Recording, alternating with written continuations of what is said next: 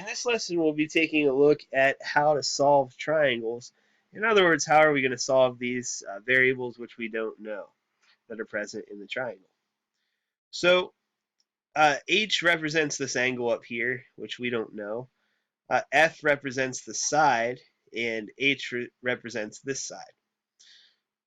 So first, what we want to do is use this 28 that we know to our advantage, as well as the 41.4 we're given for angle F.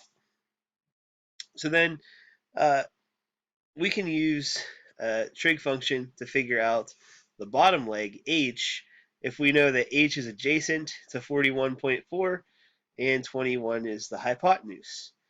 The trig function that uses adjacent and hypotenuse is cosine, so we'll say cosine of 41.4 is equal to adjacent over hypotenuse, which is H over 28. I'll multiply both sides by 28, and I can just put that in my calculator that H equals 28 cosine of 41.4,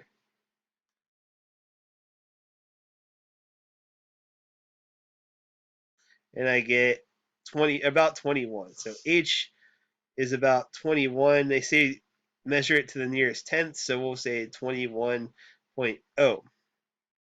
Now now I have a few options to use here to find the other missing components.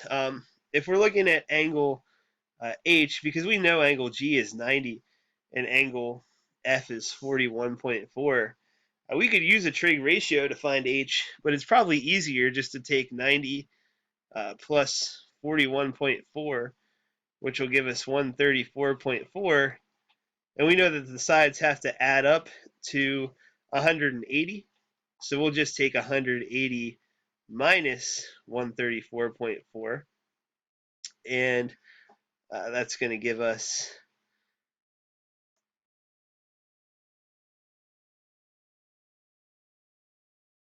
45.6 for that third angle. So now we know angle H is approximately equal to 45.6. And again, we can either use Pythagorean theorem or a trig function. But since we are in the trig functions chapter, let's do that. We can either use H, which we know is 21.0. We can use big H, which is 45.6, or we can use F, which is 41.4, the hypotenuse, which is 28. Any of those angles will be fine. So let's go ahead and state that if we use 41.4, the opposite side is F, and the hypotenuse is 28. So we can say sine of 41.4 equals opposite, which is F, over hypotenuse, which is 28. Again, multiply both sides by 28.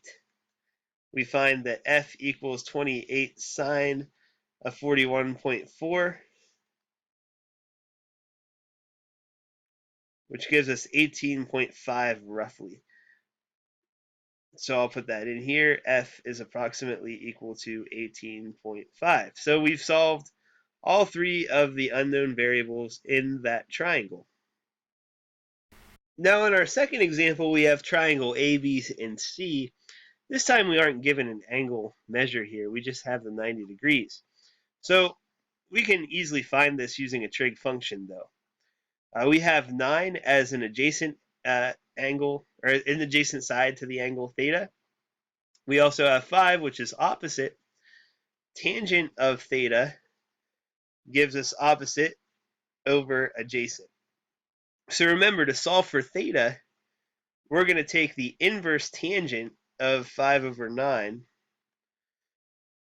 When I put that in my calculator,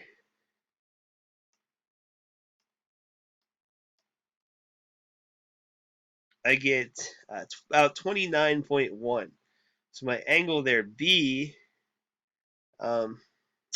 is 29.1.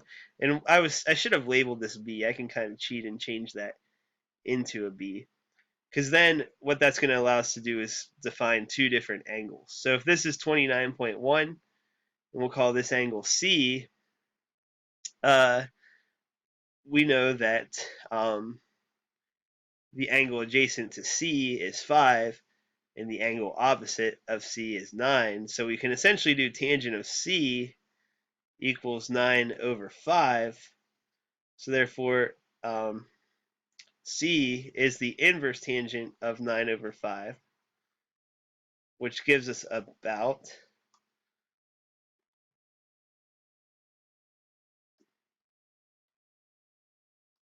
60.9. Now, since this last side that we need to find is opposite of our right angle A, we'll call this lowercase a. And again, we can use trig functions, or we can just simply use the Pythagorean theorem, 9 squared plus 5 squared equals a squared.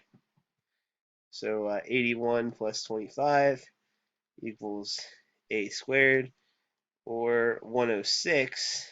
So take the square root of both sides.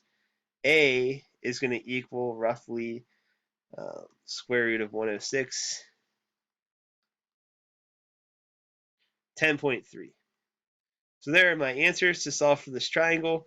We got for angle B 29.1, angle C was 60.9, and side A was 10.3. Now it's your turn. Go ahead and see if you can solve this triangle to the right. And that's going to go ahead and conclude lesson 4.1.